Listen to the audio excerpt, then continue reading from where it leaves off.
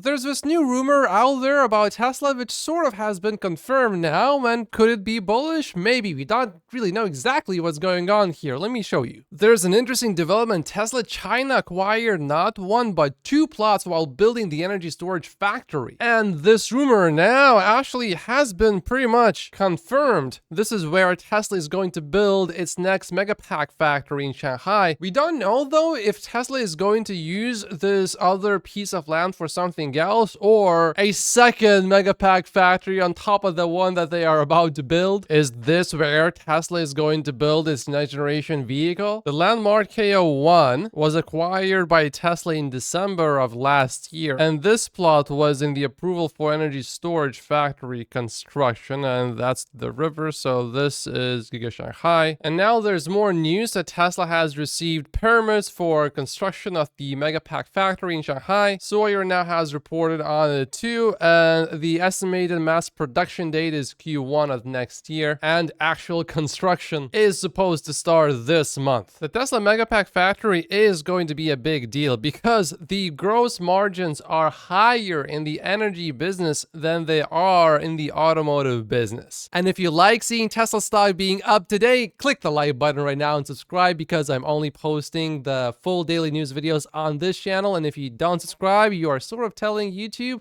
maybe this channel is not for me, and maybe YouTube will stop showing my videos to you then, so subscribe. There's another rumor. The Electric says the Tesla Model 2 was nearly ready for production when Musk scrapped it. So this is actually a newsletter from The Information, so it's not from this Electric. But did you see this? There are over 140 used Tesla Cybertrucks for sale. If you sell a Cybertruck, you are going to be banned from buying any Tesla vehicle later, by the way, so careful, people. The Information writes, early this year, a team of Tesla engineers was working out stubborn kinks in the Model 2, the company's long-awaited $25,000 electric vehicle, which was to be ready for pilot production later this year, a high-volume manufacture in 2025. The engineers believed they would surmount the technical difficulties, including with the car's signature battery, and meet the deadlines. This is according to a former Tesla employee. So they were taken aback when CEO Elon Musk abruptly shelved the Model 2 in late February and ordered them instead to accelerate development of the autonomous Robotaxi. And this next point could be different by now, but at the time it was more a concept than a physical thing, the person said. But then they write, Musk also tweeted that he had decided to almost double how fast a revised version of the Roadster, the successor to the EV that launched the company, would accelerate from 0 to 60 miles per hour. That surprised the team working on the Roadster, who learned about the new specifications only from Musk's tweet, the former Tesla employee told me. Now, Omar says you can tell his story is BS because he said Musk cut the Roadster acceleration time in half, and they just learned about it from a tweet. However, we have known about the Roadster acceleration since 2021. This tells me that Steve and his source are not well informed. So this is from a few years ago, and the employees from Tesla would have seen Elon tweeting about this years ago. And the day this is written, it does not mention when exactly this employee learned about this. I assume that employee learned about it years ago. This is basically just background information that they are letting everyone know about. There's an update about the 4680 batteries, and specifically about the dry battery electrode process, which alone could cut the cost of producing batteries 15% if implemented successfully at scale. By February 2024, the dry battery electrode team had managed to get the process working at relatively slow speeds on the anode side of the battery, where graphite worked relatively easily in dry form, but barely at all on the cathode side, which was made of nickel, manganese, and cobalt. For now, Tesla is using dry battery electrode and the 4680s only in the Cybertruck. DEB was important, but the team was prepared to manufacture the 4680s without it in order to produce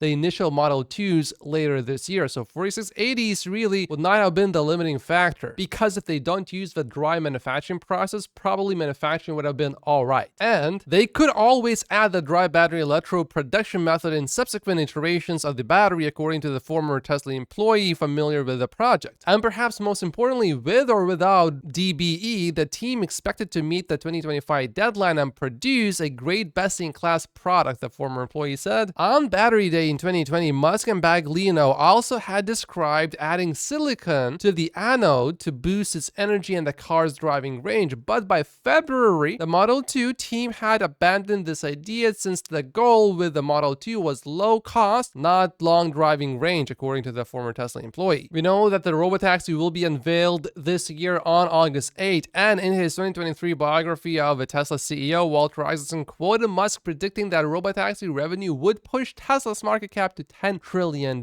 which would be roughly a 20x from where we are right now. This is why Elon Musk is telling Warren Buffett it's an obvious thing to invest in Tesla stock. Some of these sketches that we have seen from Franz, the chief designer from Tesla, of course include no steering wheel or pedals and 2 seats instead of 4. And that design would align with market research showing that the vast majority of Uber and Lyft rides involve 1 or 2 passengers. It is not known, however, right now, there are no real credible rumors, will the Robotaxi have 2, 4, or 5 seats? We don't know. But a 2-seater to me makes sense. And given that the first principles approach is often implemented by Elon Musk, I would expect the Robotaxi to have no more than 2 seats. But eventually, I would expect some Robotaxis to have 4, just not the majority of the fleet. Unless the cheaper next generation vehicle is going to be made on the exact same platform as the Robotaxi, then it does make sense that the Robotaxi would have a capability to have 4 seats, because a car focused on consumers, if you could just buy it for your own consumption,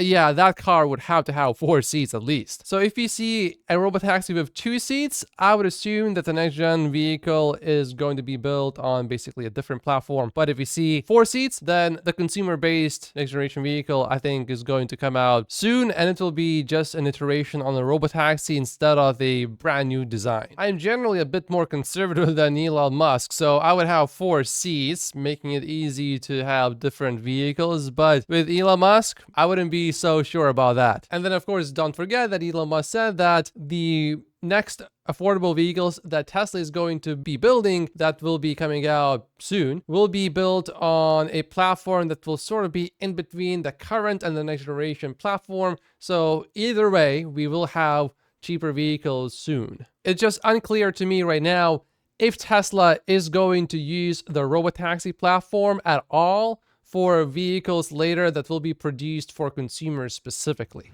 Tesla protesters end days of action and announce further protests. This article is translated from German with Google Translate. There were many injuries and arrests. The police made 23 arrests and there are 27 injured officers. And despite that, the protesters want to continue. The local government wants to discuss Tesla's expansion on Thursday. The federal economics minister is criticizing the protests, so that's good. These protesters call themselves Turn Off the Tap for Tesla. That's the name of their alliance. I think they want to take away the water from Tesla, but I don't think this argument is going to hold water. And they are making some threats. If the local council votes for an expansion, the Disrupt Tesla protest will definitely come back, said a spokeswoman for the protest. The police also has not cleared the camp in the forest that activists set up in February. It is also confirmed that the protesters did not get into the inside of the factory. While 23 people were arrested, 76 criminal complaints were filed. 5 of them were brought before a judge, but all were eventually released from custody. So basically there are no consequences. Well, it's still a bit early to say, but I'm not happy to see that you can go protest, injure police officers and nothing happens to you. You can damage the property. At its peak, 1,500 police officers were deployed, and these were not just local police officers, they came from other federal states. We have no information about how many protesters were injured though. I do like what one of the ministers from Germany is saying. The border of the protest is the border fence of the company premises. The protest ends there. The criminal liability begins if you go past that wall. These people here are letting the vehicle just drive by itself. I, of course, definitely do not approve of this. If you do it on a road that's closed and you know that there is not going to be anyone on the road, and you are willing to get into a crash, and it's a private road that you own or you have the rights to be on and no one else can be on that road, okay, you can attempt doing this if you're willing to get into a crash. I would definitely not do this, and certainly not on public roads, and certainly not if any other people are on the road. occasionally FSD still does something really dumb. It's rare for me. It's very rare, but it does happen. So I would not do this. But they only did this for about 1 minute, and I'm pretty sure they probably tested this route like 100 times. I don't know. I would assume they did. But because it's not a private road, I would definitely not do it. And if you look on the right, you see there's a big ditch. I would not want to end up in that ditch. That seems dangerous. So definitely don't do this. It's good to see that it works, but don't do this. Don't even try. And if you look at the steering wheel, you will see that they are clearly using a cheat device to defeat the nag. If you are a Tesla investor, one reason why you definitely don't want to use anything like that or post a video like that is because you don't want NHTSA to see a video like this and say, oh, we need to be a lot stricter with Tesla. That would be terrible for Tesla. So if you want Tesla to do well, don't do this. And if you do it, don't post about it. Check this out. Tesla has reportedly begun hiring back some of its supercharging team, according to Bloomberg. Chief among the personnel who have returned is Max DeZeger, the director of charging for North America. I think Elon Musk has implemented the 10% rule here. If you didn't hire at least 10% of the people you fired, you didn't fire enough people, Tesla might hire more than 10% back though. Yep, one more things that Elon Musk is doing that exact same thing. Oh, well, this is disgusting. Vandals are attacking superchargers. They just cut the cord like this, making the superchargers useless. And they might be making a profit doing so. How? It's specifically in the Bay Area. The cables that Tesla uses in its superchargers are full of copper, which can be pulled and scrapped for money, which is likely the most plausible explanation for this type of vandalism. How much money can you make from that? Another identical incident occurred last week in Houston, Texas, too. It also happened in Minneapolis. While Tesla does have thousands of superchargers, so this only happened 3 times. It's not common, but it is a bit of a problem. Find these people and get them arrested. I don't quite understand it. For 2 pounds of copper, you will only get $5? How does that make sense? I must be missing something here because these people, if they just scrap it, they're not making any money. Someone, however, says I make $500 a day recycling copper wires. This does not seem easy. I'm not sure. I must be missing something. Maybe leave a comment if you know how these people are making money from this. That $500 a day from these copper wires is from months and months of collecting. Yeah, okay, so you did it for months and months, and then in one day you get paid $500 eventually. Maybe these thieves think, oh, I'm about to make so much money. Let's get these cables. They get them, and then they're like, okay, here's $50 for you. Ross Gerber is getting some pushback. He says, it seems that Cybertruck sales are really just taking away from Model S and X sales. It doesn't seem to be creating new Tesla owners. Seeing a lot of Cybertrucks in Santa Monica and the Malibu area. Just think about this. Who are the people that they're the first to place an order for the Cybertruck? I mean, the people that place the order within like the first few minutes. Who are they? Are they the people that have never owned a Tesla vehicle and have no idea what kind of quality and what kind of experience Tesla can deliver? Or are these people the people that own maybe even multiple Teslas and are so happy about every single one of them that the moment a new vehicle is announced, if it seems good, they don't even need to see it. They don't need to sit in it. They don't even need to try it. They are going to just buy it. You still cannot just go into a Tesla showroom and just get a Cybertruck the next day. You can't even get it the next month. You need to be on the wait list. And if you already have a Tesla, the chances are, if you are buying a Cybertruck, you're not going to be buying another Tesla on top of this new vehicle. So on the very surface, this is sort of not completely wrong, but when you take the context into consideration, you know why this is completely irrelevant. I personally have never bought a vehicle without driving it first. I have never driven the Cybertruck yet, and I suspect many people feel the same. They don't want to buy something if they haven't been able to drive it. You know, sometimes when I see takes that make no sense, I think to myself, should I start a fund and manage other people's money? I think I would probably do a better job than the absolute majority of active fund managers. What I would do is you couldn't have a fund with just one stock, so obviously you need to have many. I would just basically take S&P 500. I wouldn't call it S&P 500. I would just put most companies from there into the fund. Maybe instead of 500, I would pick 550 biggest companies in the US. None of these active managers beat S&P 500. 60% of all active large cap US equity funds lagged the S&P 500 in 2023. And when you extend that time frame from 1 year to 10 and beyond, you will actually be closer to 99% of these fund managers failing to beat S&P 500, and on top of their incredibly jaw-dropping performance, they are going to charge you big fees. Well, in the meantime, you can buy an S&P 500 ETF pretty much for nothing. Eventually, a long time from now, when it is time for me to diversify my stock portfolio just from Tesla stock into other stocks, this is what I'm going to do. I'm going to buy S&P 500. I might add a few other things, but S&P 500 would be my main thing. This is what Warren Buffett also says, by the way, 90% S&P 500 and then 10%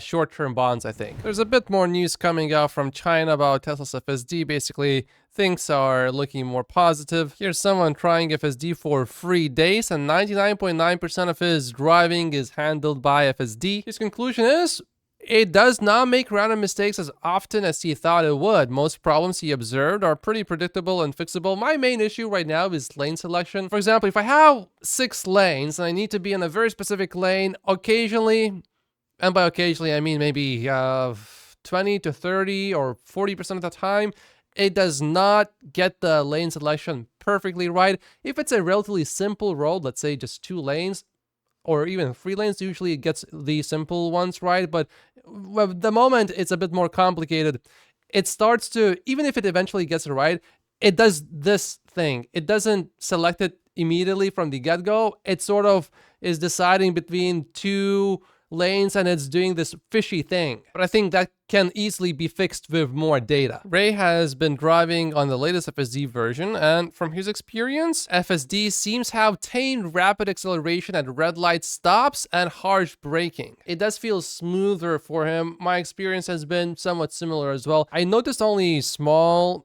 improvements, but overall it's better for me. I think it's also important on which mode you drive. I usually drive on chill mode. I don't want it to be aggressive, so I want to have more time to intervene, and I don't want to be so close to another vehicle that I'm thinking, oh, are you about to make a mistake in the next millisecond? I just feel more comfortable knowing that I'll have more time to intervene if it does something stupid. Omar had a discussion with Gordon Johnson. My condolences go to Omar for having to endure talking to Gordon Johnson. This was about Tesla's FSD in China and news after Elon's visit. You know, when the stock jumped more than 10% in one single day. Gordon claimed that in fact, there was no news or announcement at all, and that everything had been announced was already known before.